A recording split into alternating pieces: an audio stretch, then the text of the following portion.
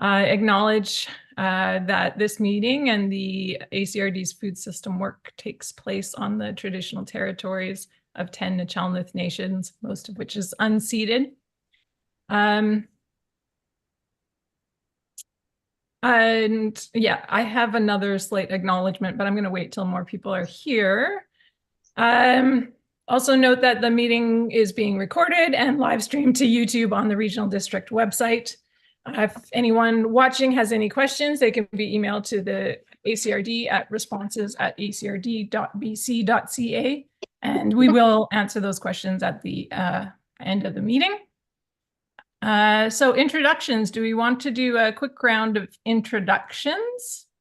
Might be nice for Karis to see who she's presenting to, so I'll start. My name's Heather. I am chair of the Agricultural Development Committee. I've also worked on contract for the ACRD, supporting agriculture for many years, and I have a small farm in the Alberni Valley. And I'll pass it off to Kristen. We get you up next. Kristen Cardonahue. I'm the admin support for the Agricultural Development Committee with the ACRD. Thanks. Colin? Great, thanks, Heather. Good morning, everybody. Colin Cosman. I'm a land use forester with Mosaic Forest Management. Thanks. Fred? Morning, everybody. I am Fred Boyko, the electoral area director for Beaufort and a hobby farmer in the Alberni Valley. Thanks, Fred. Amy? Good morning. Amy Needham. I'm the sustainability planner for the Alberni-Clayoquot Regional District. Oh, and we're so brief today. Lots to get through, I guess. Anne, go ahead. Anne Siddall with the Alberni District Fall Fair. I'm their administrator. Thanks. Kaylee? Hi, everyone. Sorry, I'm in Teams mode. Where was my unmute? I'm Kaylee Ruel, a registered dietitian, public health dietitian with Island Health. Thank you, Kaylee. Anna? Morning, Anna Lewis. I am the manager of the Alberni Valley Food Security Society. Thanks, and I see Lisa. Morning, everybody. Just juggling things. Have the granddaughter here for a bit, so just got her off to her parents again. So Stonehaven Farm and Farmers Institute here. Thanks, and next time, keep your granddaughter. We need nice young faces here. Yes. And I see Helen. Hi, we're just doing introduction and you're up. Quick intro. Good morning, Helen Zanetti, School District 70 trustee. Happy to be here. Just had a lovely walk outside. It's beautiful. Hope everyone is well. Thank you. And then you will see Carrie Pinches as well. And yeah, I guess intro yourself really quickly, Karis. Karis, yeah. Hi, everyone. It's nice to meet all of you. What a diverse group. I'm Karis Pinches. I'm a water policy team lead with the Ministry of Water, Land and Resource Stewardship. All right, thanks. And there was an invite that went out to the Council for Agricultural Water Supply to come to this meeting because of that presentation as well. So I'm assuming that's why Colin is here, although Colin, you're welcome to join us anytime. And we may see some other faces poking up as well. So you received the agenda in the email package. Could we get a motion to approve the agenda? I've got a late addition. I had emailed you about it, Heather. Right.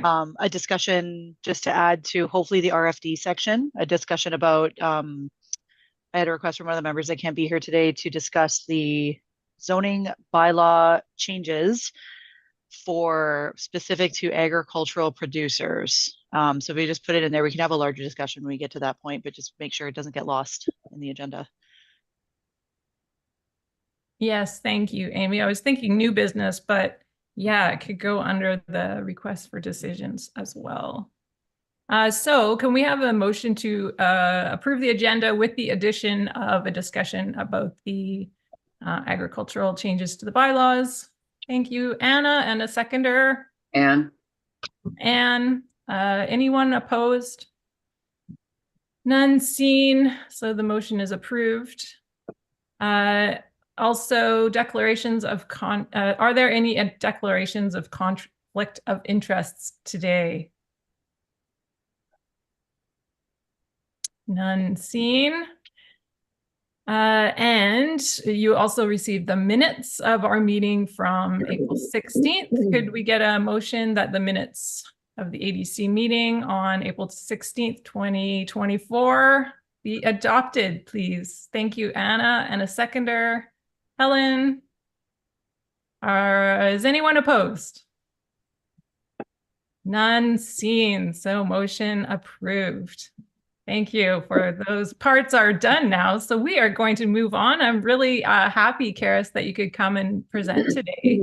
So Karis, the water policy team lead for the Ministry of Water, Land and Resource Stewardship.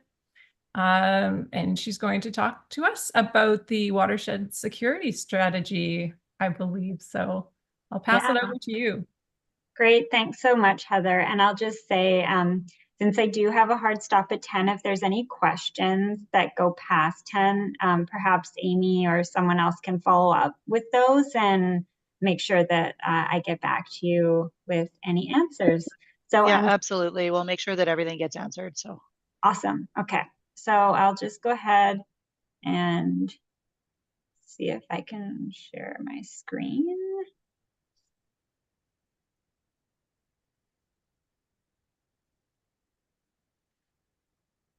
So can everybody see my screen okay? Yeah? Oh, great. Okay, success. So yeah, I'm here to speak to you today about the watershed security strategy. And as I've already introduced myself, my name is Karis Pinches. I'm a water policy team lead at the Ministry of Water, Land, Resource Stewardship, joining you today from WSÁNEĆ territory. So the southern part of the island, today known as Sydney, BC. And I thought today I could give you all an overview of the timelines of the watershed security strategy, the work we've done to date, a little bit of an overview of what you can expect from the strategy and implementation, and then at the end we can get to any questions and discussion. So just to start off, this work stems from a mandate commitment that has been in place since December of 2020. At that time, my team was with the Ministry of Environment, and subsequently we've had a new ministry formed, which is Water, Land and Resource Stewardship. So it now sits with our minister. And it's also part of a broader government commitment to fully realizing the UN Declaration on the Rights of Indigenous Peoples. So within the Declaration Act Action Plan, there is an action number 2.7 to co-develop the watershed security strategy with First Nations and to implement the strategy at a local level. So of course, I'm sure it sounds like, as many of you already know, there's a number of different drivers that's really pushing this work forward. So from climate hazards, unprecedented drought, flood, fires, increased frequency and duration of these extreme events, declining water supplies in some areas, and watersheds being unable to support new and emerging needs. We also know that there's fragmented governance in the province. So we have multiple orders of government that are doing really good work, but also at times working independently towards different needs. And then also competing demands. So we know sectors and communities require water. There's increasing demand for water as we work on housing development, for drinking water, for economic development, and for different sectors. So all of these things are contributing to the need to move towards a more water secure future. So in terms of timelines, just a really brief overview. We did receive the mandate commitment in 2020, and we undertook a series of different engagements over the last few years. So in 2022, we did release a discussion paper for engagement and a What We Heard report. In 2023, so last year, we also undertook engagement on an intentions paper. So the discussion paper was pretty broad and high level, and then we refined it to the intentions paper, engaged on that last year. And then this year, we're looking at getting final approvals and launch, hopefully, early 2024. And then later this year, getting into implementation and action planning and kind of setting priorities moving forward. So I thought it might be helpful to just do a little bit of a review of what we've heard to date.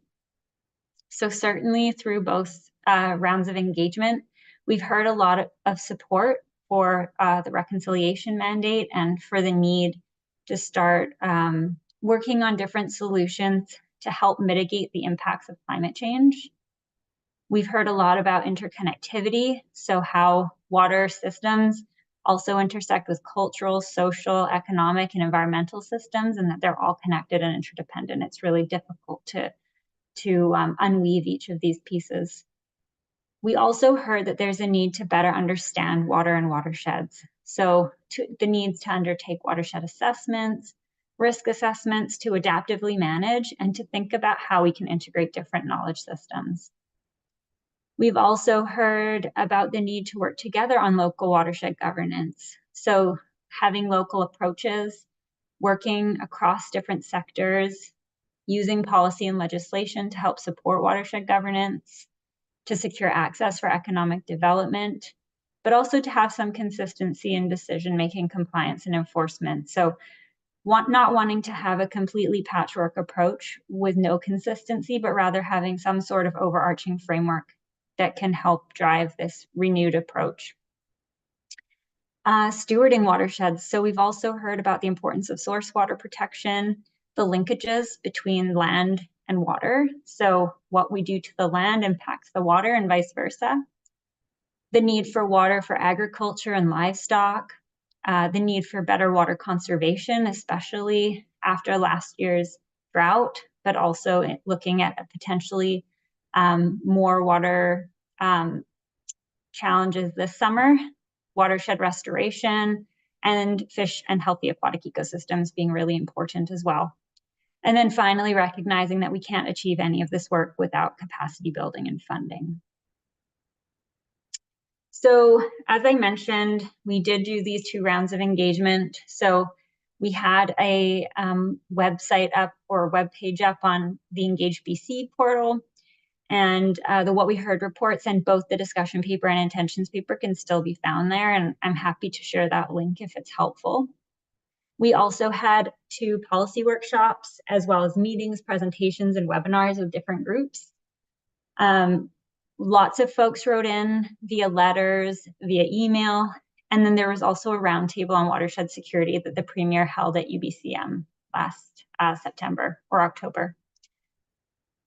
So also, as I mentioned, we've been working on co-developing the strategy with First Nations. So in June of 2022, a water table was convened, and this has delegates from the province and from First Nations.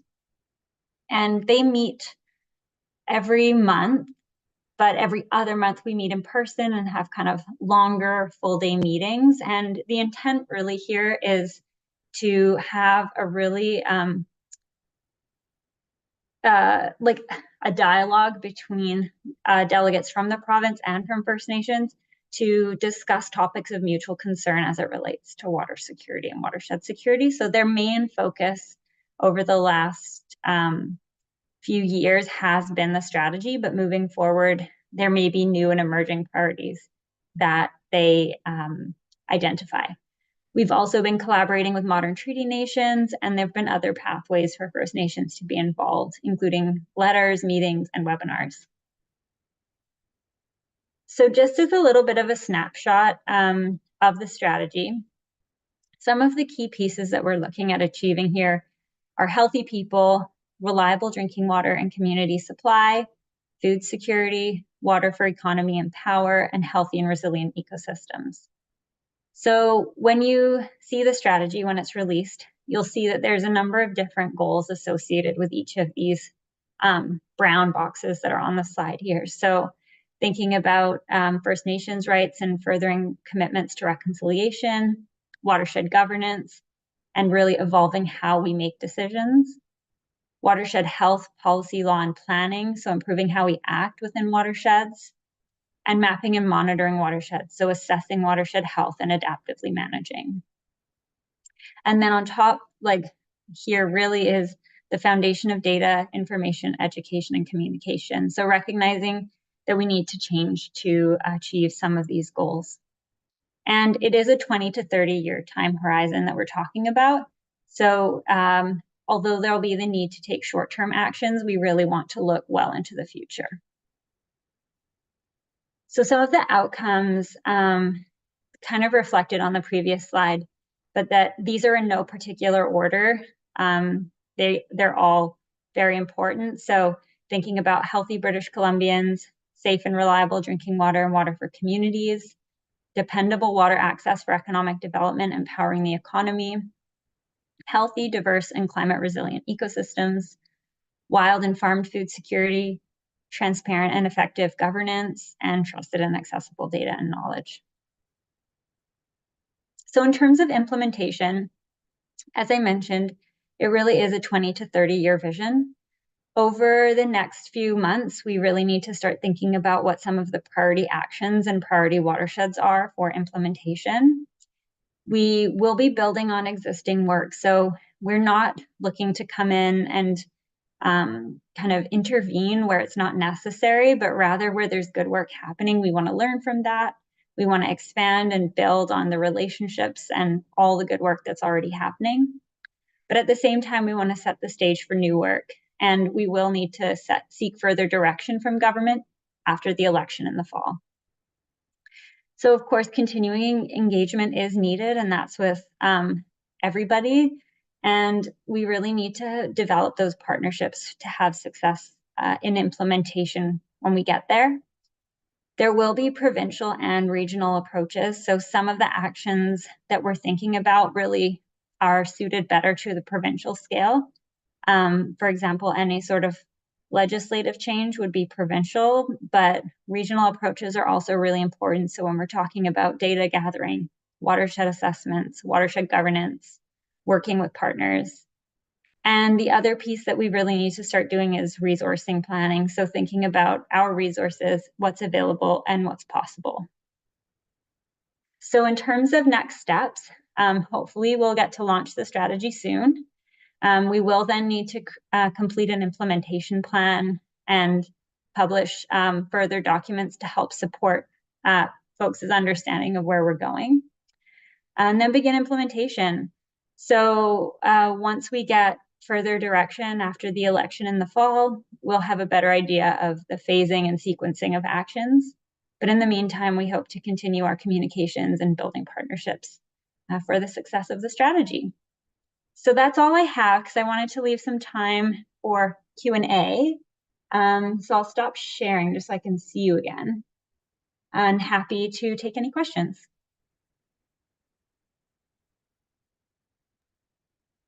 Thanks so much, Karis. No, that's good.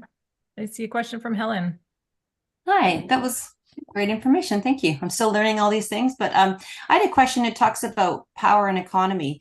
So within that strategy, when you mention that, are you talking like hydroelectric dams as well? And I guess fishing, like sports fishing on rivers and all that stuff.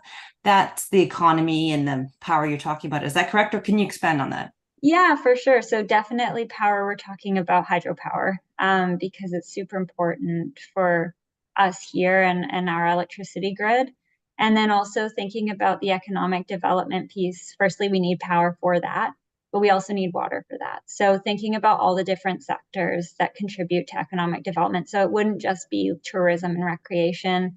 It's also, you know, we've got important sectors like agriculture, we've got mining, we've got, of course, tourism and recreation, but also water powers basically everything throughout the province. So working closely with BC Hydro and others on that. Thank you. Any other questions? Make it really easy on Karis.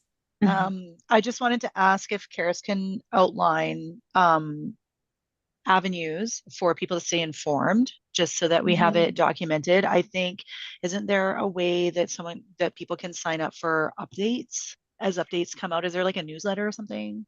There isn't currently, but what I'm going to do is I'll just pull up the Engage BC site, and that is our primary place for and I'll pop it in the chat. This is where we provide any updates, and when the strategy is launched, it'll also be posted here.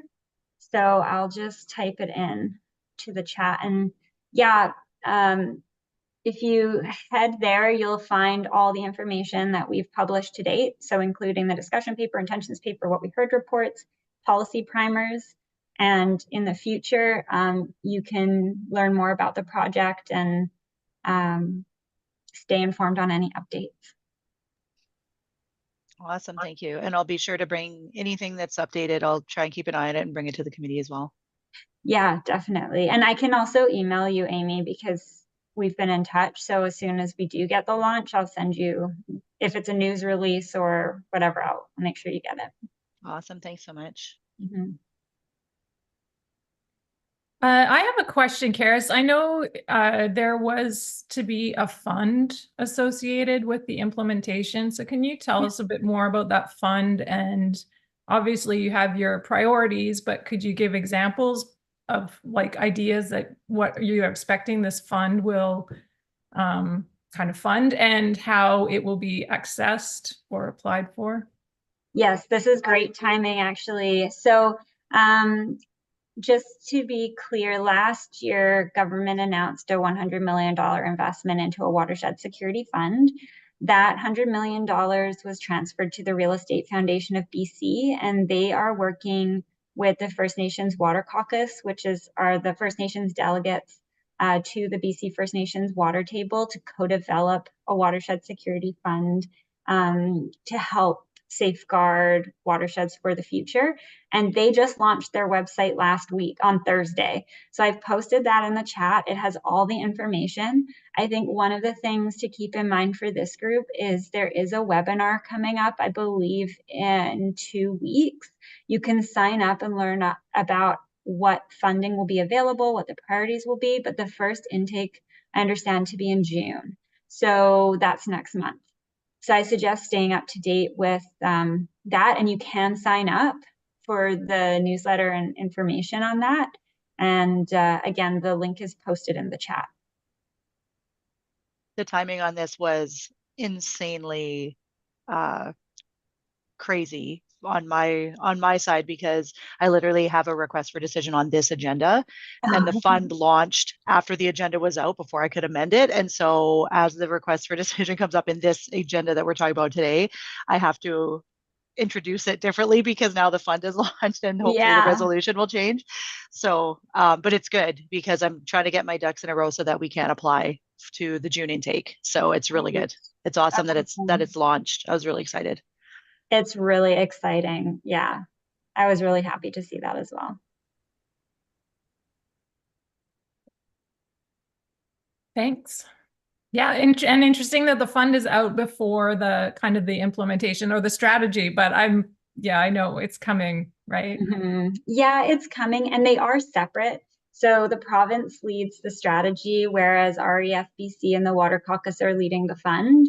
So although we're looking to achieve the same outcomes, they are led by separate groups.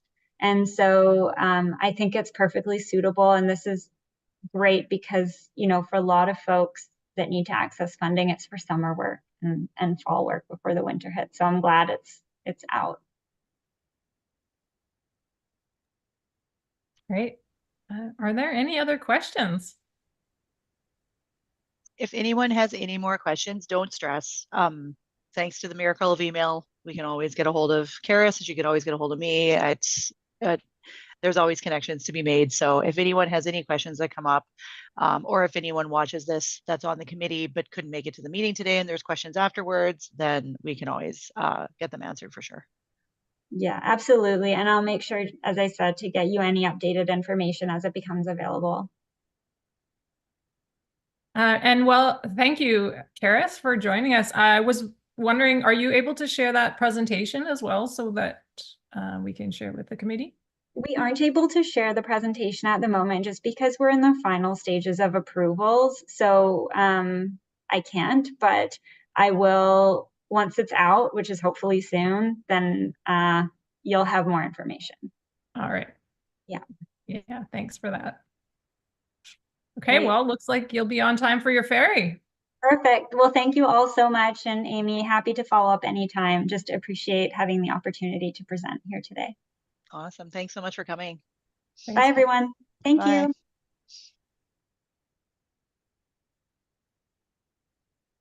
All right, good stuff. Thanks for bringing that, Amy.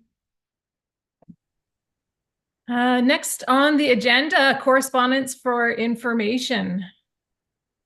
And that is you, Amy, I believe. This is, again, it's just for information. Lots of good information in here. Kwantlen Polytechnic University seems to be an educational institution that, because they have the Institute for Sustainable Food Systems, there's a lot of really relevant things that it seems they focus on. They've got multiple projects going on, and this is a good summary report, but I do recommend, if you're interested in this, to actually go online to the Institute for Sustainable Food Systems website and take a look through all of the things that they've done and are doing and will be doing, because because they're a university, they constantly cycle through projects. They're project based because they've got grad students and things going through. So the projects will never end. And it's just a good thing to keep on top of, because they do such relevant work all the time. They are based around sustainable food systems. The other thing that I wanted to bring to the committee's attention, I had this in my my report for updates, but because this is building drought resilience, I wanted to bring it up here too. The province has launched a drought information portal. So the link for that will be in my report, and it will go into the minutes so that you can search it. But if you Google BC drought information portal, it comes right up, and there's tons of great information, maps, ongoing drought maps, just great information. It's all in one place, so it makes it really easy to access the information that you're looking for. So I highly recommend that. I just wanted to put that in under here too, because it's kind of an informational thing, kind of an update. So Great. And just a note for anyone who didn't scroll down in the agenda, the summary report, Building Drought Resilience, is actually based on a regional farmer dialogue in the Comox Valley. So this is kind of a local-ish perspectives that you've included. All right, so can we get a motion that the ADC receives that item of correspondence for information? Thank you, Helen. I'll second it. Yeah. Seconded by Anne. Anyone opposed? None seen. So the motion is passed. Okay, request for decisions. And we have two here today. Amy, you've said that the first one about the agricultural water planning funding opportunity has changed a little bit based on new information. So why don't you go ahead and tell us about that? Thank you, Madam Chair. The timing on this was just impeccable, because what are the odds that I'm bringing an RFD, and literally between the time when the agenda is made available to the committee and the time of the committee meeting, literally a provincial fund drops. So just to pivot a little bit to take advantage of this, I just wanted to walk through kind of the different funding streams and the reason why the staff recommendation is the way that it is. So the staff recommendation will be that we first apply to the June intake for the Watershed Security Fund. And if that application is unsuccessful, then the local government climate action program funds will be accessed for the balance of the funding required, the 25% that's still outstanding for the agricultural water assessment project. It's awaiting beginning. I can't begin that project until it is fully funded. So it's just a matter of lining up the funding. And basically this, if the committee is amenable and then the board approves it and gives staff direction, this will be the last resolution that will come out of this for the funding side of things, because at the end of it, either we'll have a successful application to the Watershed Security Fund that we just discussed, or failing that, if we are unsuccessful, we will access the LGCAP funds, the Local Government Climate Action Program funds, to a maximum of $35,000, which is the maximum amount that we can spend based on the 75% from the $100,000 already allocated and the 25% still remaining. So I do apologize for the timing. That was something that caught me totally off guard, and I'm pivoting the best I can. So my goal with this is to secure the funding and have this project be 100% grant funded. That's the goal of staff in this, and to get it going. The other thing is, because of the delay in the funding, we have contacted the Investment Agriculture Foundation, who awarded us the original $100,000. They haven't got back to us yet, but we've requested an extension right off the bat, because there are timelines on these projects, and sometimes it makes it really difficult for local governments to reach their timelines on the provincial scale because of things like this with funding and things like that. And so we've contacted them and just said, because of the delay in funding and the way that this all rolled out with the Watershed Security Fund, can we please have an automatic extension to our timeline so that we have time to finish our project? So the resolution, I don't really know procedurally how this is supposed to be, because I do have my report here, my draft report that's going to the board. But basically, what's come out of this is, if the committee is okay with making the motion, it will be a two-part motion now. The first part will be that the ADC recommend that the ACRD board direct staff to apply to the Watershed Security Fund for the balance of funds for this project. And the second part will be, failing that, if the application is unsuccessful, that staff are directed to use LGCAP funding for the balance of the funding so that the project can get underway. Does that make sense? Any questions from anyone or any clarifications required?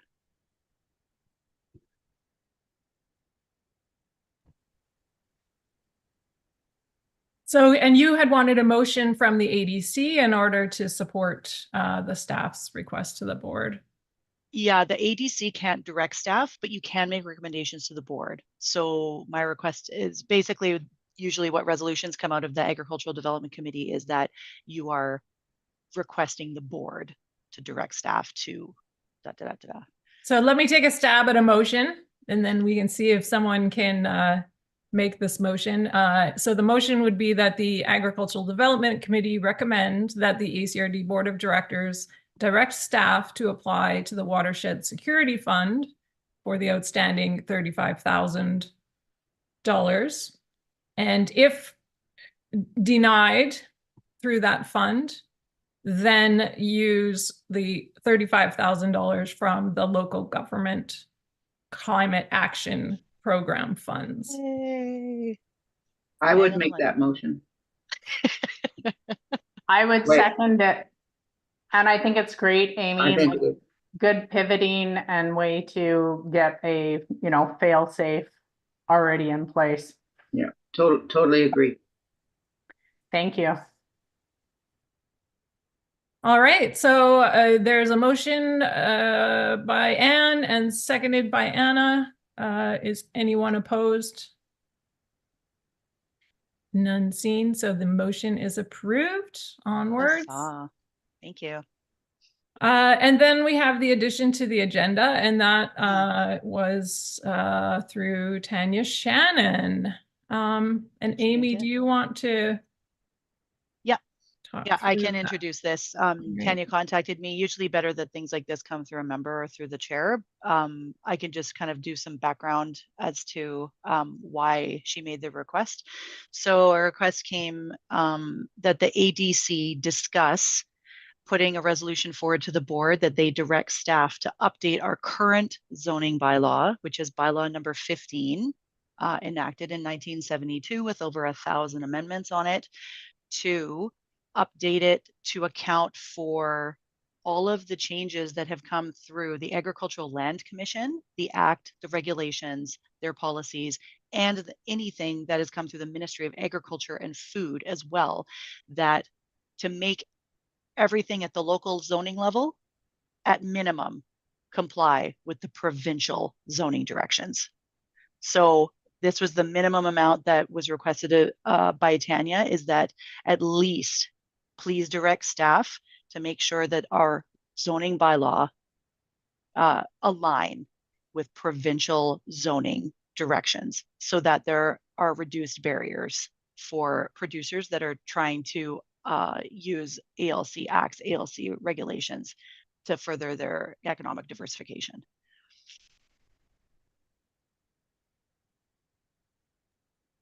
Fred, I see a question. So I got a comment about this. I agree with this, but at the same time, this board, this committee should not request to direct staff. This has to go through the board, so it needs to be reworded differently. So however you want to reword it, but it should be a request that the board reviews these things, because there are some specific things that are in there that can be implemented. The timeline for doing the zoning bylaw review, we pushed it back several times because it was very not good for rural people. Let's just say that. Like saying how many trailers you can have on your property and things like that do not have any bearing on rural lifestyle. So we pushed it back until the OCPs are done, which are going to start this year, but it's going to go on for 3 years. So realistically, the new zoning bylaws are at least 3 years out. That being said, there are some things in there that can be and should be implemented faster. So let's put our heads together on what these actually are and get something to the board in detail, what these items actually are, where there's agritourism and all these other little things, what's important and what can be done faster. And that applies to all of the 6 electoral areas together. So have a concise list of what that is, but the wording can't be direct staff, because this board does not direct staff. It has to go through the elected board, and then staff gets the direction after that. Thank you. So Fred, you're suggesting, so it's have the board consider. Yeah, that sounds good. Have the board consider, but what we have to take away from this is what those items are from the Agricultural Land Commission that apply to the zoning bylaws that can be implemented. Exactly what those items are, rather than just a blanket statement. So someone has to go through, and we can direct staff to go through and find what those items are and ask that is prepared for the board to review. And then the other part that I saw in the note to Tanya, so I think there's the pieces about the ALR and ALC changes in those regulations. But I also see Tanya's note. We worked hard to make sure that there were no additional restrictions to local agriculture production or permitted additional agricultural activities, i.e. animal numbers, agritourism accommodation, etc., on top of the provincial regulation. So there's also those pieces, like the ALC and ALR doesn't have anything to do with the actual animal numbers, but I think Tanya was suggesting that all of those agricultural amendments are changed or included sooner than the 3 years, which might be the case. So I agree with that. And we actually changed a whole bunch of things for Beaufort and Beaver Creek specifically, because the people wanted to have no restrictions on poultry above 5 acres, do whatever you want. Make sure you're not a bad person to your neighbors. Make sure you discuss what you're going to do. Don't put your roosters under your neighbor's bedroom, things like this.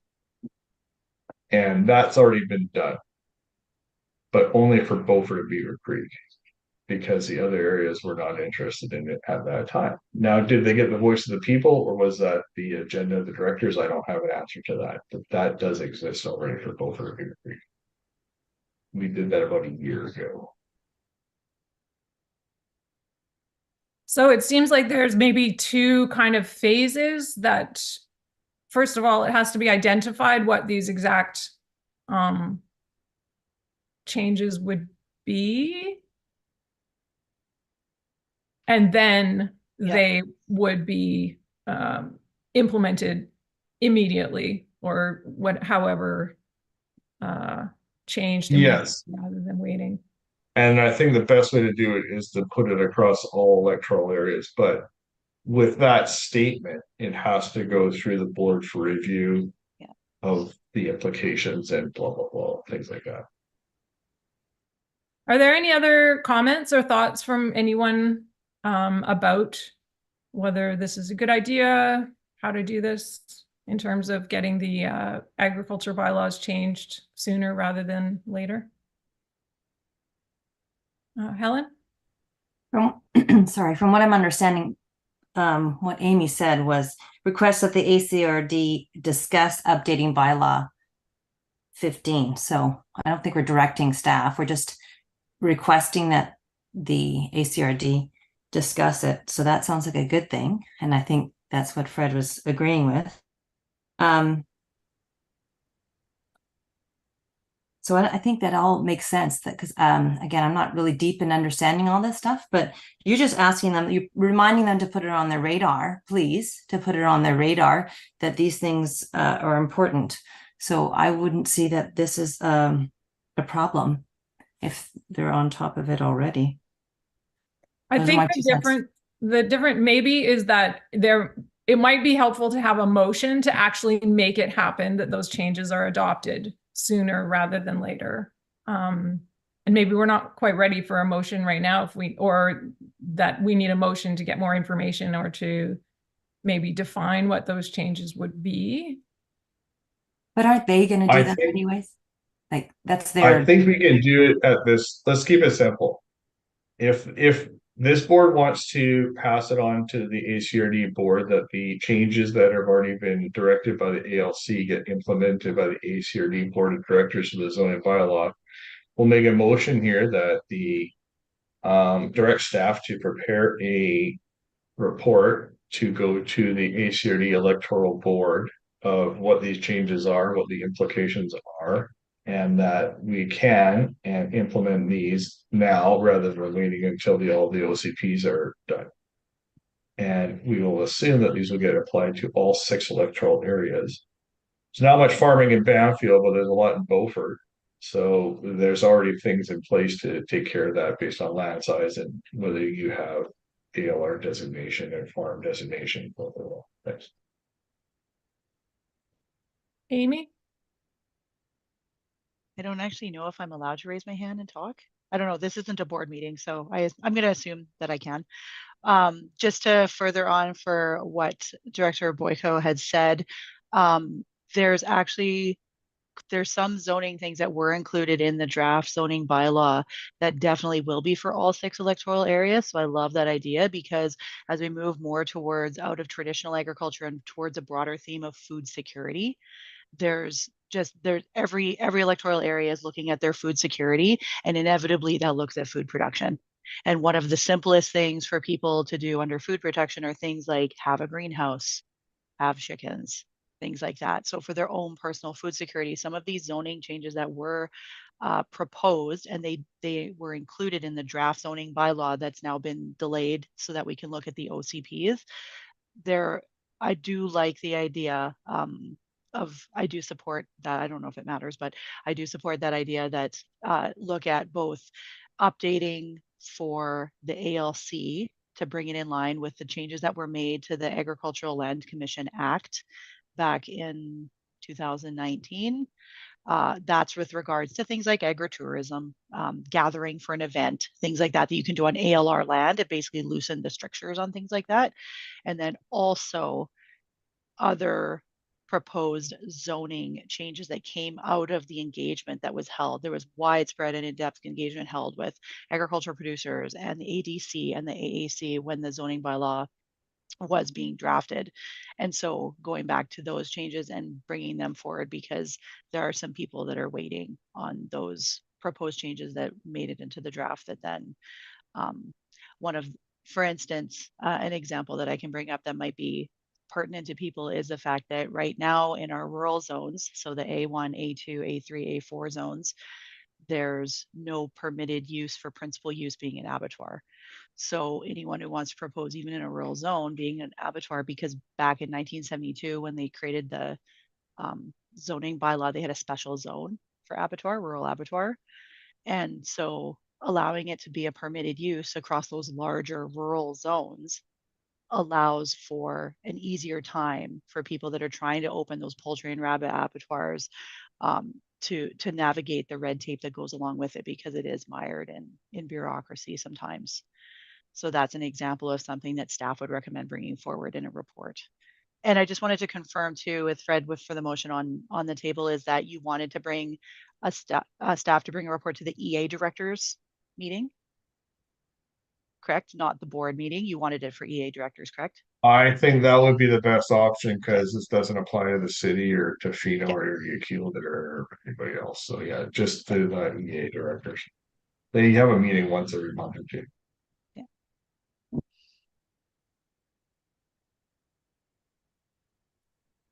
Awesome. And thank you, Amy. So stabbing at a motion so that the ADC directs staff to prepare a report to go to the EA directors meeting regarding updating the zoning bylaws with regards to agriculture and to match the changes to the ALC and any other proposed zoning changes related to agriculture. Something. I think I said agriculture twice there, but Kristen, did you actually write that? Can you read that back? Yeah. I have, so I had a draft sent over from Amy on what that was. So I've amended it slightly to reflect the discussion. This is what I have in the minutes right now. The Agricultural Development Committee moves to direct staff to prepare a report to go to the ACRD electoral area directors to consider updates to the ACRD zoning bylaw 15 to align with all provincial agricultural policies, regulations, and zoning allowances in order to ensure agricultural producers in the ACRD can explore economic diversification opportunities allowed by the Agricultural Land Commission and the Ministry of Agriculture and Food. How does that sound? There's a lot of words. I think that sounds good, but you can also say that we're going to also promote food security in all electoral areas as well. Can explore economic diversification opportunities allowed. And okay. I would, my only concern is that it specifically says to update it based on the provincial, to match the provincial regulations, but there is a separate part. So it's the provincial regulations and any of the proposed zoning changes that came through the local discussion. So it's like the local things as well. I don't know if somebody else has better words for that, but it's not only the ALC, I believe. I think that's fine. And then when we have the details to the board level, we can have a healthy discussion in there about what's the will of the people for each item. And be very specific and keep it simple and move forward. Helen? I thought you said that this group cannot direct staff. Yeah. Isn't that what that motion said?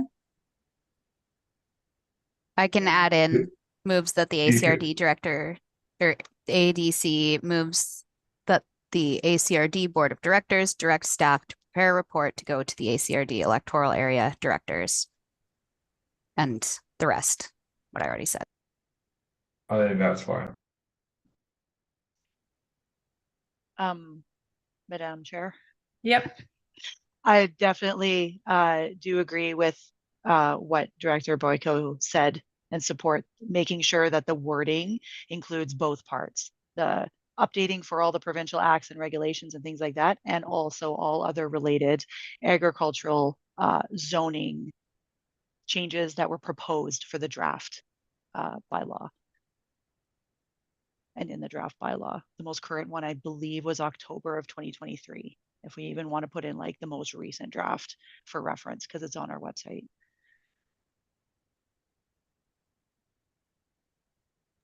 Lisa? And once we have that discussion at the board level, we can also determine if it's going to apply to all 6 electoral areas, or directors can opt in and out, because there's already a separation happening, which I think is good, because some people want to have lots of farms and some people don't want to have lots of farms, and some people have a lot of chickens and Chipotle doesn't want to have a lot of chickens as neighbors. So keep it as healthy and diverse as possible to get the outcomes we all desire. That's a good wording.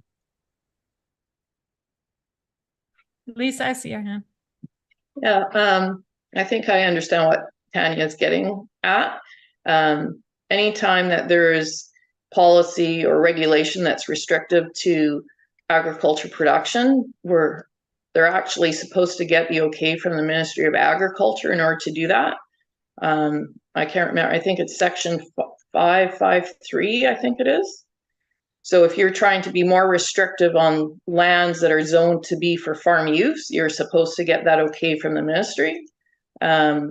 And I do know that there are some rules and regulations on the ALR through the ALC that is less restrictive than what some of our bylaws and that currently are. So I think that's what she's talking about. It's actually fairly extensive on a few things. Thanks.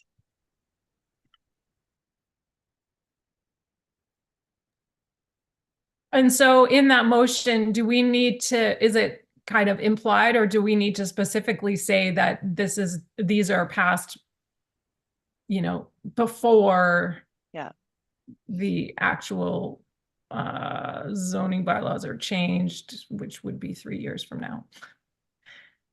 Yeah, the timeline is reversed. We're not backhandedly, like say the ALC put in things that were more generous, and then we went back and tried to make it more restrictive. This is basically like we're having old zoning bylaw and the ALC has now surpassed us with being generous. And now we need to hop up and make it align so that we're not just by de facto, like default, being more restrictive.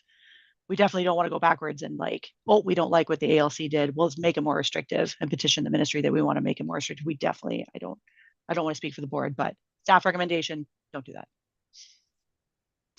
I'd say from this director, anything to make things less restrictive will be well welcomed in the Beaufort electoral area, but I can't speak for everybody.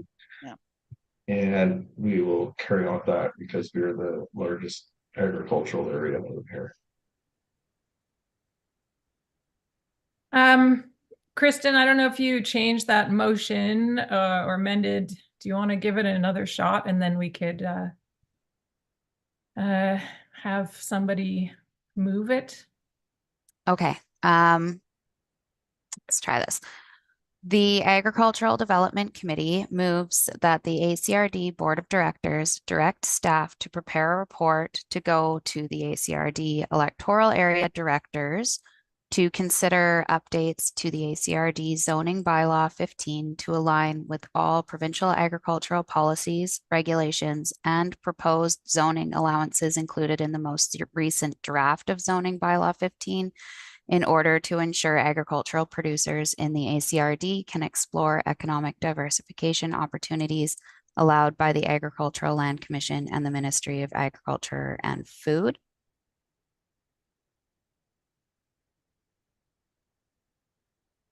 Amy? That's not bad. Go ahead, Amy. Or Yeah. sorry. You're muted. Sorry, I'm muted.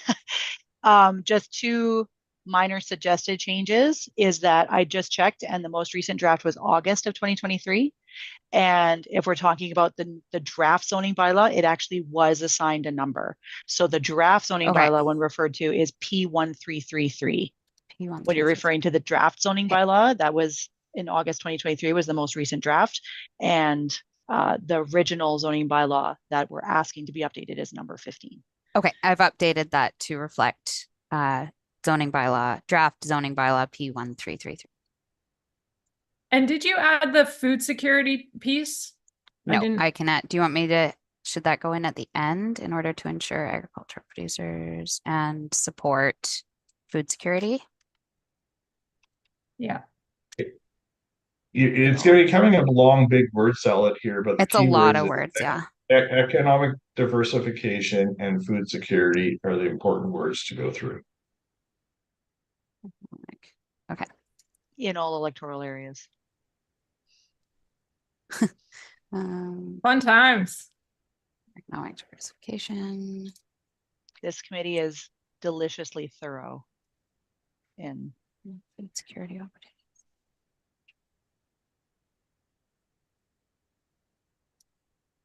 And do we want to say immediately?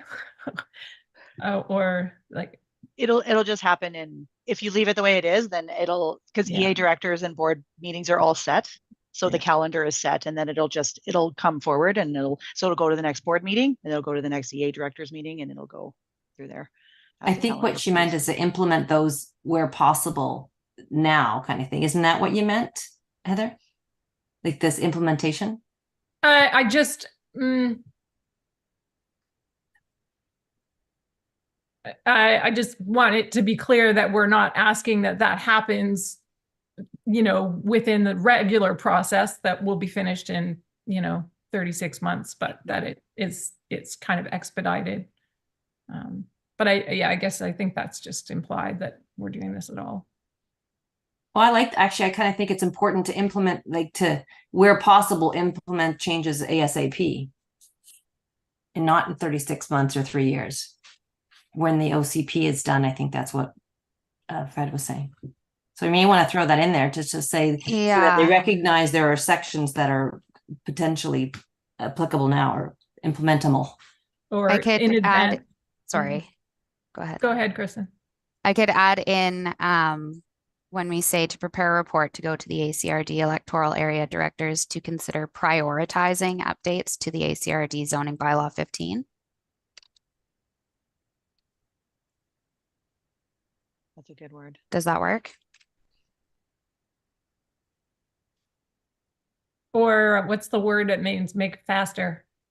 Prioritizing means more important, expedite. but what's more fast? What's faster? Expedite. Expediting maybe is better than prioritizing. Okay. Thank you for the. There's also the fact that I'm here and I'll be in the board meeting to identify and discuss and say why this is important. But we should spend 15 more minutes talking about this, don't you think? Everybody? You got half hour left and you got all the other reports to do too. Okay. So would anyone like to make that motion? Fred and Helen seconds. Is anyone opposed? All right, motion carried, and kudos to Tanya for bringing that up. I think that's astute and a good thing to move forward with. So that is the request for decisions. Thank you. So reports, and yeah, half an hour, 45 left, half an hour. Reports, starting with the ACRD, Amy. Awesome. Thank you, Madam Chair. So there was a request to look into from the committee to discuss with North Island College a potential for a greenhouse grower course after the success of the meat processing course. And so I just wanted to update the committee to let them know that we will be meeting with North Island College to discuss holding potentially a fall grant application and course intake for that course. It's up to North Island College to produce the curriculum and also to secure the teacher. So that part is on them. So I will be interested. We're meeting in June, and so I'll be interested to hear what their take is on that. We're also discussing options depending on the teacher that is secured. We're also discussing options for the request for the evening weekend course offerings that are open to the public on that. And we're also going to be discussing location because there has been a request just informally from the West Coast that there be options for West Coast producers and First Nations to have access to the course as well, a little closer to home than even Port Alberni is. I'm excited to say that the request for proposal for the Food Security Emergency Planning Project is out right now as we speak, and it actually closes on May 17th. And so that is a very concrete step in getting this project underway, and it's super exciting. I participated with the Alberta Valley Food Security Society and Farm to School BC in a district-wide pro day for SD70 on April 19th. It was a fantastic success. I am also fantastically biased. 22 teachers attended, toured 3 different gardens, school gardens around Port Alberni, and did a work party and helped them out with everything from weeding to building of beds. It was a great opportunity, and the teachers, great positive feedback from the teachers. There was actually a request from the teachers to do the same the next year, the next district pro day, please, so that they can maintain those connections, because sometimes it gets a little hairy with, over summer things get dropped off or whatever. And they love the idea of having those good, strong connections across all the schools in the district for people that want to champion school gardens. I just wanted to put one more plug in here to make sure that the link makes it into the minutes for the drought information portal. It's droughtportal.gov.bc.ca. So that link will make it into the minutes for anyone to access. Highly recommend you check it out, because it is a great resource that the province has come up with great mapping. And the last thing on my report was a request for the direction from the Agricultural Development Committee on the fate of the July meeting. Just to update the committee, I will be away on vacation during that meeting, so I will not be able to draft an agenda and give reports. I thought we already decided that we're not having a July meeting. No, I was requested to bring it back to this meeting, so I'm Oh, offering okay. it. I'm offering it again. The committee. Enjoy your holidays, Amy, and let's skip a meeting. Thanks, Anna. I don't know if you need a motion for that. We've never done, Okay. there's nothing formal, Okay. but It'll be in the it's minutes not for in the anyone. terms of reference. Yeah, it'll be in the minutes for anyone who's not here, so they can review the minutes. And that's all for me. I will pass it on to the other ACRD component, which is Heather, who wants to give an update on systems change project. Thank you. And I will be very quick. I just wanted to share, I'm going to write this in the chat. We've got a draft of kind of a local resource document. Sorry. And this is just aimed to have a place with a lot of resources where anyone within the region can go to find information that they need that would support either food production or supporting food producers or things like that. This is part of the systems change project. So I would love for people to have a look. And then if there are other resources that you know of that are really helpful and comprehensive that could be useful locally, please send them to me and I'll include it. It's in a really bad, kind of boring chart, hard to read form right now, but it's just the information. What I'm hoping is that we can make some kind of graphics or infographics or visuals that is put online and that is like much easier to navigate and kind of intuitive, finding information we need. So this is just more so people have an opportunity to share information, resources that are going to be helpful to people. And then the only other thing is that the last Zoom meeting that we're going to have across the province, and I'll kind of give a summary of the project overall and start to close kind of the final presentation. That's going to be on June 12th at 10 a.m. through Zoom. So if anyone wants to attend, that's open to everybody. And there'll be some like the reporting on what's happened, and then some discussion about, what continues on just throughout the province, what different people are doing, or what are still needs that are happening, what has changed, all of that kind of thing. So that's my only updates for that. It's coming to a close. I guess also for anyone who's been involved locally, particularly the organizations, I really welcome any feedback from the things that have happened over the last 3 years and any impacts on you or all that kind of stuff. And that's it. I would just like to say, Heather, that I know that annualized funding for the Food Security Society, because we receive $7,500 a year, that's immense. Our only core funding is from Island Health at $15,000 a year. which just got bumped up, but like that's the capacity that has enabled us, and some of the momentum that we have right now is pretty cool. And a lot of that is due to the systems change project and the work that you've done. So big thanks to you. Yeah, thanks, Anna. And that was kind of one of the main things locally, is trying to support organizations to grow and do more themselves. Is, you know, the ACRD was doing this ag support work, but really it's impossible for a government or any one organization to do all that needs to be done. And there is a lot that needs to be done. Yeah, and same, like, I know I can speak for the Farmers Institute as well, because we got $4,000 a year per year.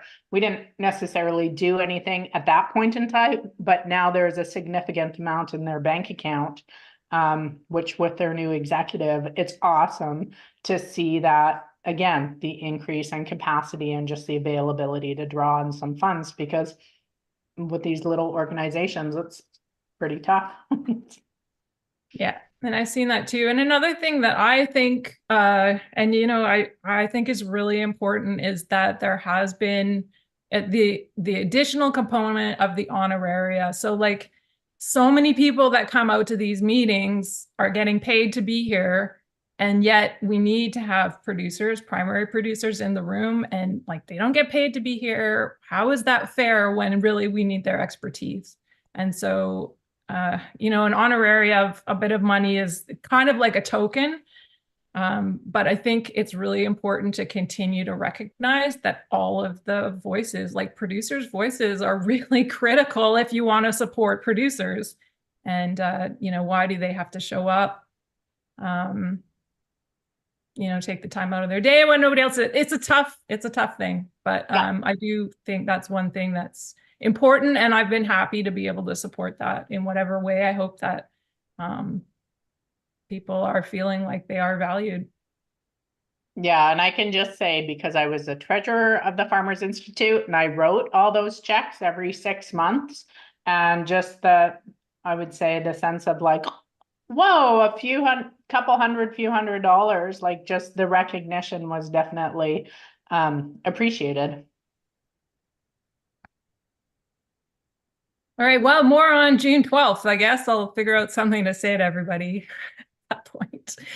And we'll move on to more reports. So next is City of Port Alberni. Amy, you said you had something from Pat. Yeah, I do. Pat sent me this, so I'm just going to read it out. But any links that are in here, again, will go into the minutes for people to peruse. He was at the BC Economic Development Association Summit in Penticton and visited Avery Farms in Okanagan Falls, which is a vertical lettuce grow operation in a purpose-built facility. And he says the disease and pest protocols were beyond anything he's ever seen before. The link to Avery Farms, again, is going to be in the minutes. He also moderated a session on agriculture that featured presentations by the executive director of the grocer and 2 of their clients, as well as a short introduction by one of the staff for the BC Centre for Agritech Innovation at Simon Fraser University. And he thinks it would be valuable to set up a delegation to this committee by the BC Centre for Agritech Innovation and the grocer, plus any organizations providing food to the homeless and vulnerable populations. I don't know if that could be like separate from the meeting, because it sounds like quite a broad thing, but I can look at, if the committee so wishes, I can look into that and kind of plumb the details that would go along with that, if that's something of interest. And that's it. Could be. I think it's always something to keep in mind, is that the fall fair is coming up, and I don't know if there's like room for, we always talk about like, how can we bring more public engagement and information about agriculture to that? So exactly, that's what I was going to say in my report. I'm looking for ideas. So yeah, let's explore something. That has typically just, and kind of on the topic of that July meeting, it's been typically a lot of what happens over the summer is planning for fall fair, and that public engagement piece with really is an important part in strengthening the, you know, the local food scene. And the fall fairs a pretty major event, and good place to make it happen. Well, when you have 23,000 people going to the fair over 4 days, not necessarily all coming into the that building, but we certainly could encourage them to all come in. Yeah. So something to keep in mind, and maybe we bring that up at the June meeting even, or, and Amy, I don't know if you want to get in touch with those people, but maybe in the June meeting, we can touch on the fall fair. How we can implement. So And- the potential, just to confirm, the potential of having like the BC Center for Agritech Innovation and or the grocer with the vertical lettuce like attend and do maybe a presentation. Maybe they have like a tabletop demonstration or something. Yeah, that would be really good. Great. Posters, you know. Yep. I'll just There carry could on. be, I mean, it could be something like a forum, right? And they're part of it. Yeah, well, I don't know. I'd hate to have a forum and then not have anybody come into the room, or participate. And I'm not volunteering to plan any of this myself. No, so, I know. like throwing ideas at the wall. Okay, that's all from the city of Port Alberni. SD70, Helen? Okay, I'm not super prepared. I apologize, and I'm going to wing this. Oh, I had it open. Here it is. So we had our public board meeting on April the 23rd. We had it at EJ Dunn Elementary School. And some of the highlights, our long-range facility plan was adopted, approved, and that's a 10-year plan. So the main things are we're not looking at any school closures or anything. Growth is pretty linear. We're making sure that we're staying in touch with the city in regards to if there's any planned growth on their end. And sorry, I'm off the top of my head. What were the other highlights? Use of schools. Schools are quite full, like near capacity. Some are over. So there's discussions about how do we move forward there. The provincial government requires that we are over capacity to apply to build a new school. So it's a little tricky there. But that is, we follow the processes that are required. There's going to be a portable moved, from Wood School to ADSS, if I'm not mistaken. It's quite expensive to move these and to have them. So you want to have new schools, but to get a new school is tricky. So that was a highlight from that discussion. We talked about capital plan bylaw passed. Healthy school manager. So I believe I discussed that before. So we're looking at getting a healthy school manager to coordinate all of the food programs, services, to get that all organized. It's quite a large portfolio. So that application's out there. I don't think that they've closed it yet, but so if you know anyone you think that would be good for that, go to the SD70 website. Looking forward to that position. Family Affordability Fund. We talked about the Family Affordability Fund we have the food funds, and the Family Affordability will be continuing, and that fund is not for it can be used for food, but the food fund will be used for food, and this will be more for students that aren't able to attend sports events or band trips, or those help support those students that are in need, school supplies, special anything that they need. And if they fall within the categories, we are supporting that. We also are supporting families through that fund with the sports and everything. Sorry, that's a little vague. I can get better, more clear. If I'm not being very clear and you prefer to have more clarity, please let me know. I wanted to mention what else? Feeding Futures. That's the fund. The food fund is the Feeding Futures. My apologies. Policies have been the environmental stewardship policy was adopted. So you'll see that on the website. All of the minutes from these meetings do go to our public board meeting. So those are included for for everyone to see and to have a chance to read. Our next meeting is at Ukilik Secondary School next Tuesday, not this one, but the following Tuesday. Grad ceremonies are coming up in June. Sorry, I'm trying to think off the top It's of all my head. right. It's all good. It's all good, Helen. Yeah. Okay, there you go. There's Thank so you. much going on. It's mostly the food and agri stuff that's the key things. Okay, cool. Really appreciate you bringing all that stuff forward and being here and sharing these meetings there. So that's always good too. Thanks. Kaylee, Island Health. Any updates there for us? Thanks, Heather.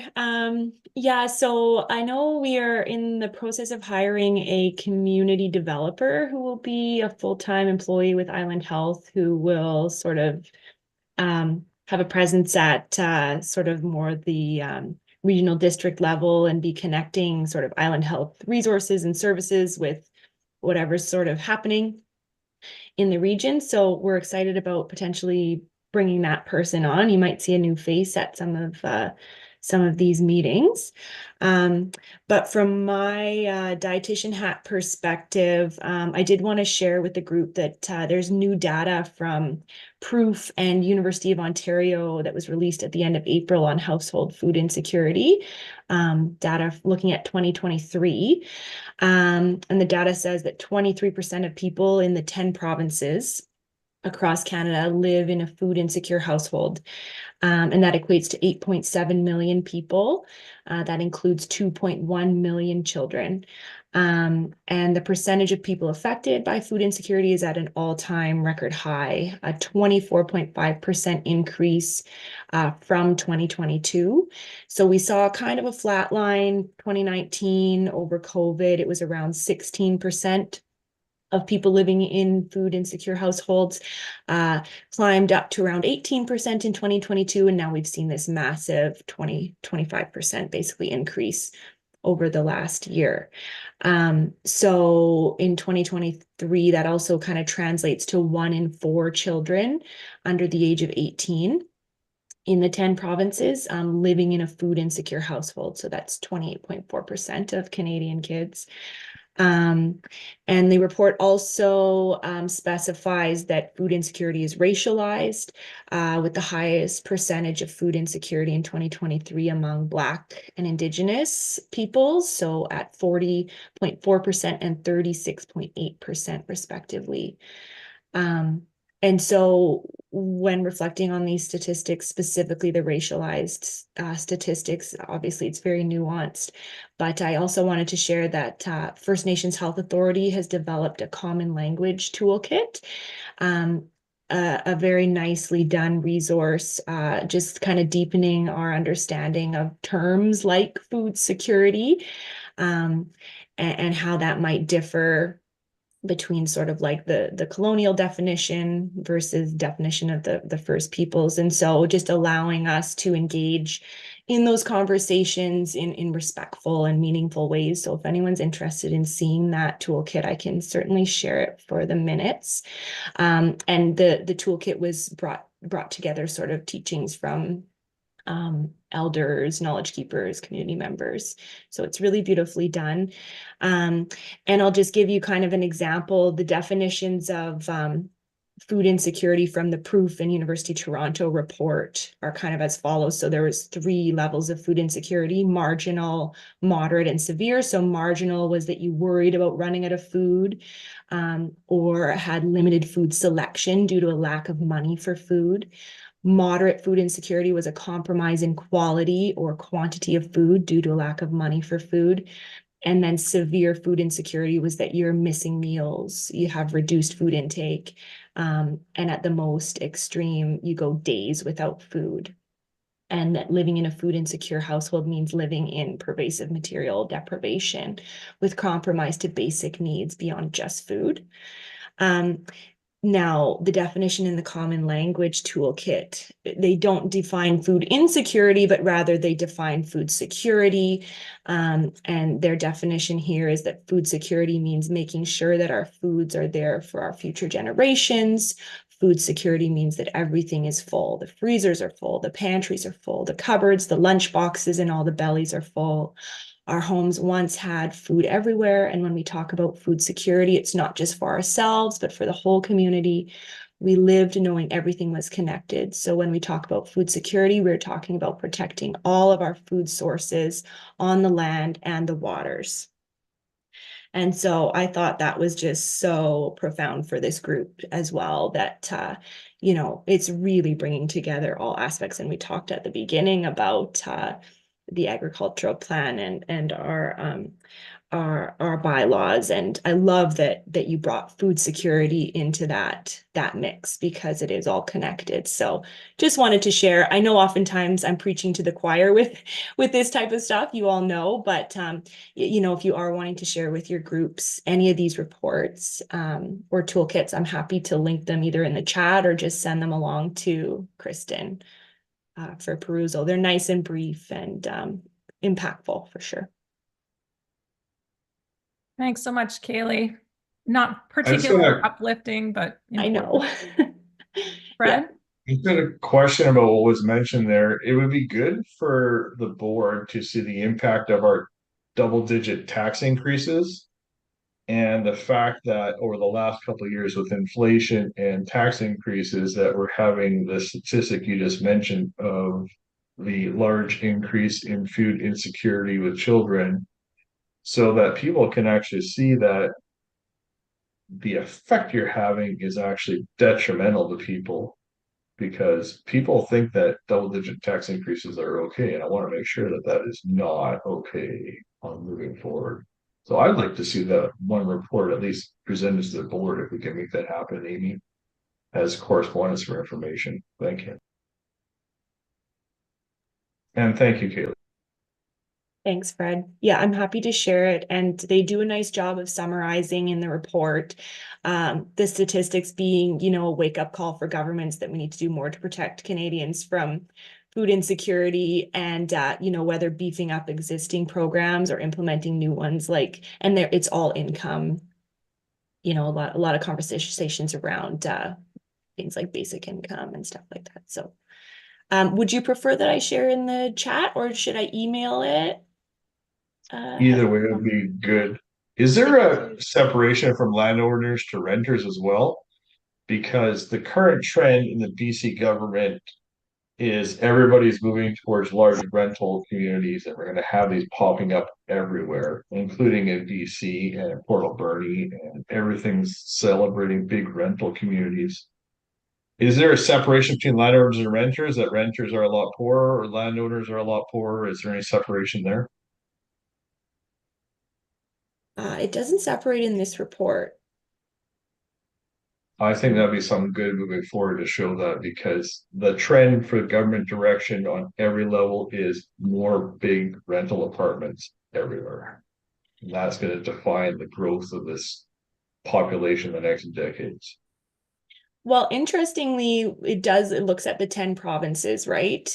We're excluding the territories, but BC is the least food insecure comparatively across the provinces. And I mean, we have the housing situation, right? Nova Scotia is the most insecure. I think it's pretty cheap to buy a home there. So I mean, certainly a relationship at the local kind of community level, I think, but they haven't extrapolated that specifically.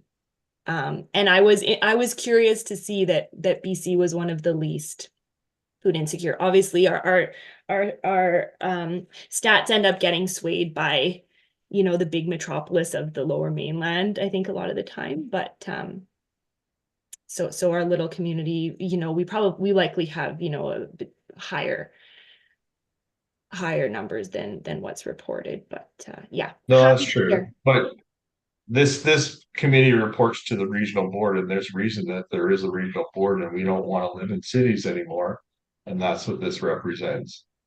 So I grew up in a city on the other side of town here, and now I'm out in the bush for a reason. I don't like neighbors, but I also love my neighbors, and I know them way better than when I lived next to people. Amy. I was just wondering, Kaylee had asked about dropping to the chat. Oh, there she goes. If you drop it in the chat, I was just going to say that then Kristen lifts it from the chat and she puts it in the minutes. So that's usually the better way to go, because then our minutes are always available online in perpetuity. So you could go back a year from now, or anyone from the public can access it, and they'll have access to the link that you drop in there. So Yeah, and thanks for all that information and the questions, and certainly a lot more questions coming forward. And the next two are Ministry of Agriculture. Tom's not here. And then the Alberni Farmers Institute. Oh, maybe has something from Tom. I'll just say, though, I just want to, the food security piece is important. And there's long been, and it doesn't just happen here, but there's kind of a bit of a gap between food security and agriculture, and the agriculture piece, in many cases, it kind of gets lost in the food security piece. And not to say that that's not important, but I don't know what it is, if the agriculture is just kind of like not as public. It doesn't have those terrifying statistics, because not everyone's a farmer, and they don't all see how actually hard it is and how difficult it is to make a living, and to the hurdles that have to get overcome every day. And then we get meetings like this where sometimes farmers can't attend, but there's somebody from Island Health.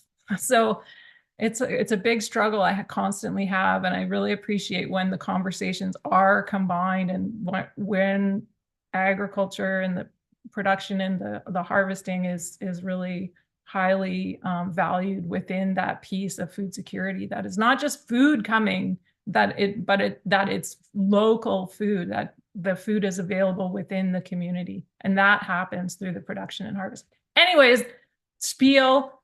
Amy, something from Tom. yes, thank you. That's a tough act to follow right there. He just wanted to put a note in. He sends profuse apologies that he can't make time for the meeting this morning. He does appreciate being invited, though. He said top of mind ministry-wide is emergency preparedness, just brought into sharp clarity by probably the fires that are happening in Fort Nelson's plight right now. He said it's a good time to remind folks, please keep your premises ID, numbers, and type of livestock up to date. It helps during planning during emergencies. He said it's otherwise kept entirely confidential. They do have rules in place that make sure that it's kept confidential, except for use during emergencies and things like that. So there's also something else to note is there's been a launch of an emergency planning toolkit by the Ministry of Emergency Management Climate Readiness, EMCR. I will dig that up and drop that. It's not in, Tom didn't mention in his report, it just twigged in my mind when he was mentioning emergency preparedness that I did see the news release come out on that. So I will drop that link into the chat as well. Thank you. Before we move to Lisa, I do think these meetings are scheduled to 11:15, although we usually end at 11. Anyway, so yeah, they are. So we do have another 15 minutes. And sorry, we can't get out early, but next, Lisa for the Alberni Farmers Institute. Thanks. The Farmers Institute, we had a brunch here a couple Sundays ago. Was attended by a few folks that were able to get away from their busy schedules. It was nice to see some faces that we hadn't seen for a while, and we got a couple of, I think we got 3 or 4 new members sign up too, so that was great. Dr. Aylard, the last of the large animal vets, came and attended, so that was good. Some people had some good chats with him. It was an informal meeting, but out of it we did talk again about emergency preparedness, and we do have some people that are interested in forming a committee to do something here locally as well, so that we've got some kind of plans as well. So Beaver Creek Community Hall is putting on an emergency preparedness workshop coming up. I think it's May 24th or 25th. I'll have to double check. So we're going to highly recommend a bunch of our membership from the AFI attend that as well, and be able to put, their information into that as well. So I think that's it for the Farmers Institute for now. Thanks. Thanks, Lisa. Anne, the Alberni District Fall Fair.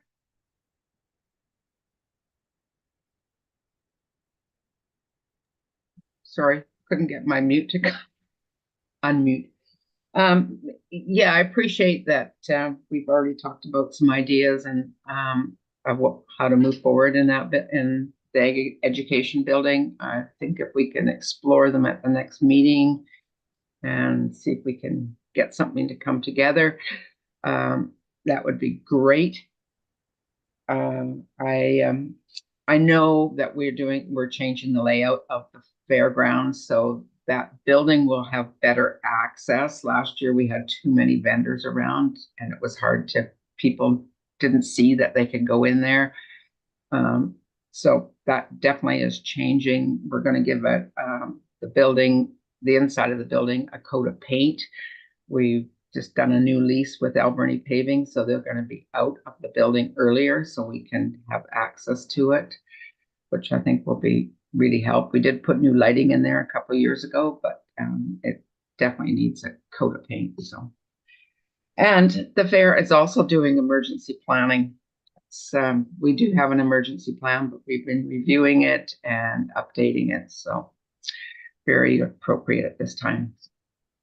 That's about it for now. Thanks, Anne. Alberni Valley Food Security Society, Anna. All right. Not a whole lot to report right now, just trucking along on getting the gleaning kind of plan in place to roll out in, I guess, in the next couple months. I will be posting the summer student position probably probably tomorrow, actually. So if you know of anyone, a youth is now considered up to age 30. So 15 to 30. And in my experience, it's actually quite nice having an older student. I've had so many summer students over the years, and I'll take 25 over 15. So, and then, yeah, we did receive some funding to go towards our expansion at Dry Creek Community Garden. So that's good news, and we'll be planning that out and have had our first work party. I think we've only got one bed left to be rented out. And yeah, a few new folks, and they seem to have some energy. So it's great to see a little community of people building down there. Candace will be doing, I think there's 2 more workshops. So that's the first Sunday of the month. And I'm trying to remember off the top of my head what next month's is. I think it's almost, yeah. I want to say irrigation, but that may have been last month. Anyways, doesn't matter. They're continuing on. Our tree sharing care, only board members showed up, so that was a bit disappointing, but there was a hockey game on. So hard to schedule things around the Bulldogs, but that's fine. And yeah, I'm meeting with QS in a couple hours to talk about more potential for collaboration and food security initiatives. So quite excited about that. And Kaylee, yes, thank you for the common language toolkit. That's a great resource that I know I've got it saved on my desktop and have appreciated having it several times over the last couple months since it came out. And yeah, I do believe that is, I think that's it for me for right now. Thank you, Anna. Eat West Coast, Erica is not here. NTC, we have Spirits for Farmers Market, Port Authority, Marine stakeholders, 4-H, primary. Oh, Amy's got something from 4-H. Sorry, I was just listening as you were listening to Moff. I'm like, I got one more. Patty apologizes she couldn't make it to the meeting today, but she sent me a little bit of an update, so I'm just going to read it out here. That registration was finally completed by the provincial 4-H office. We have 22 registered members. Registration for this year closes on May 15th, which is tomorrow, if anyone still wants to make it under the wire. And the 4-H year runs until December 31st. We've got 4 in beef, 5 in dog, 2 in cavy, 2 in rabbit, 6 in horse, 1 in poultry, and 6 in the clover buds, which is the younger age group. A judging rally for the 4-H district was held Saturday, April 20th at Cherry Creek Hall. 9 members in attendance. Everyone did well and learned a lot. A bake sale at Spirit Square Farmers Market was held on Saturday, May 11th. 4-H would like to extend a heartfelt thank you to the Spirit Square Farmers Market for their support in giving 4-H a table at the market at no cost to them. And project meetings are underway. These are the meetings where members learn about their specific projects and work with their animals. Thank you, Patty and Amy.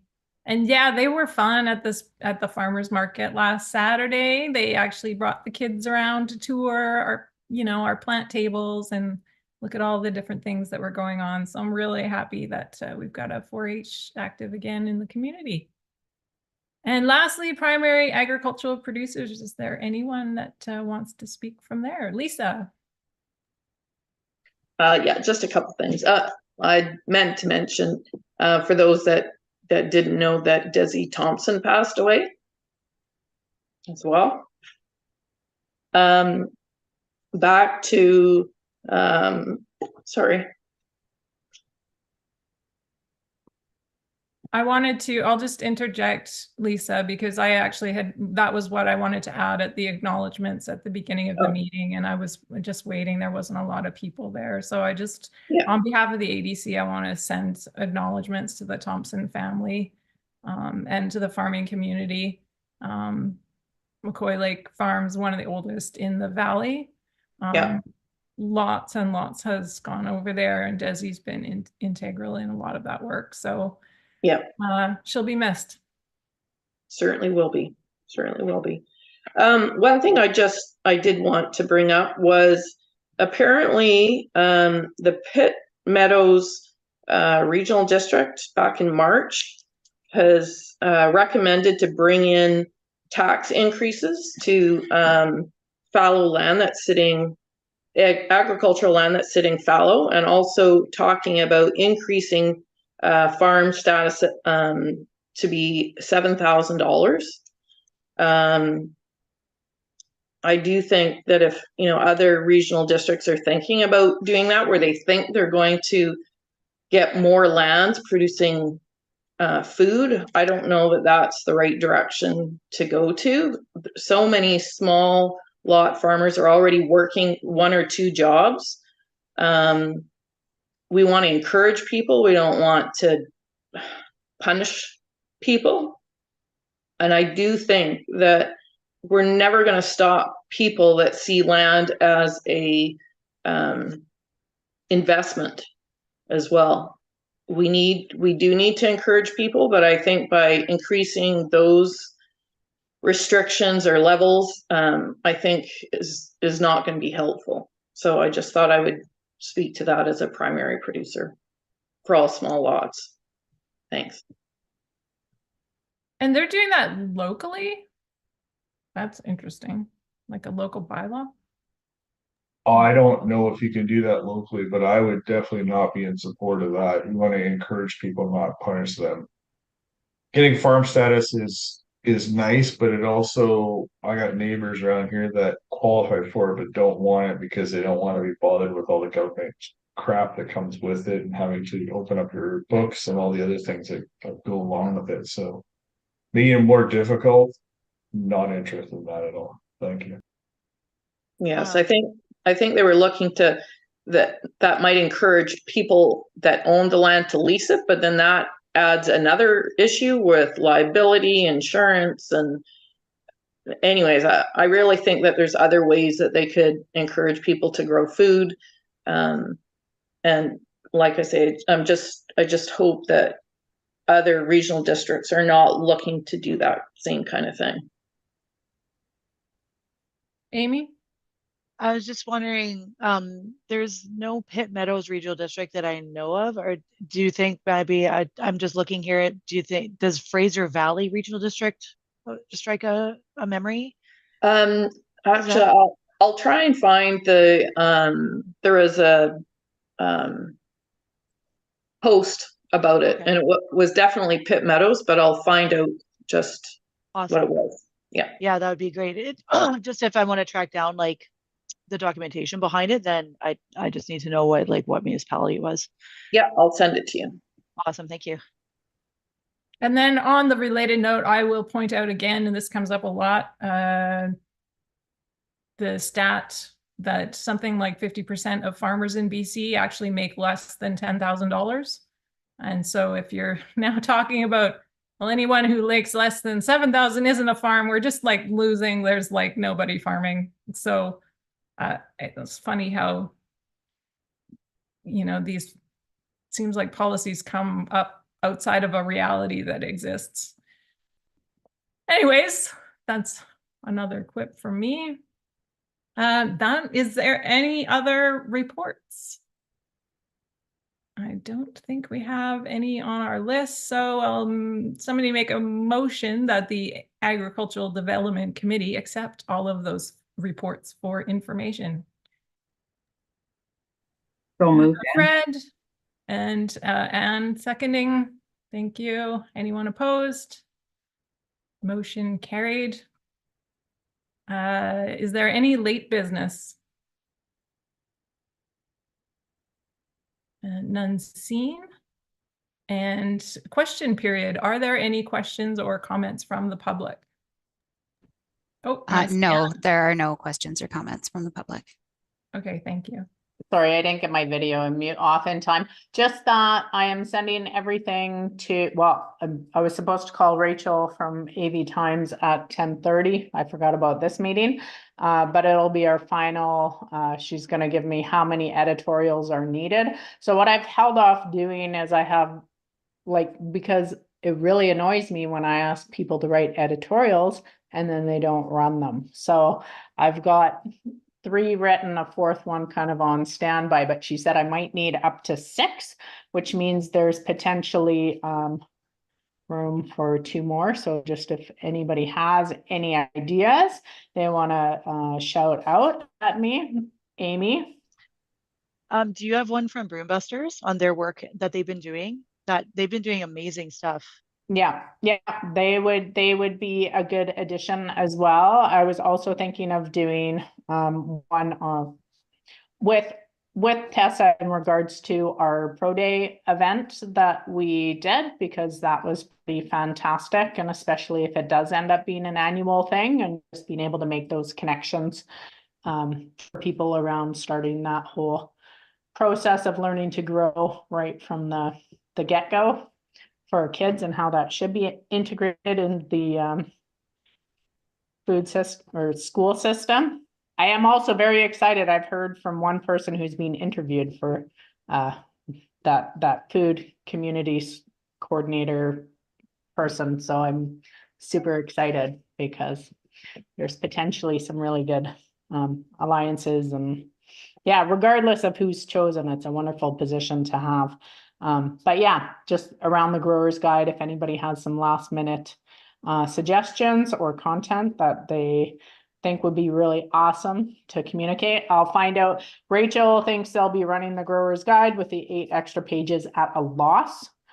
So they're not too happy about that, but she did make that commitment to me earlier.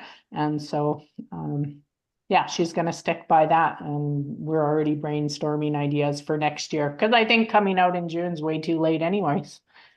It's well past a lot of people that have, started growing things already. So it should be an earlier kind of publication. But yeah, that's it. Thanks, Anna. Could be something from Kaylee's stats, and also maybe the community food resource that you guys put out might be some good information to include in there somehow. Yeah. Thanks, Heather. Amy.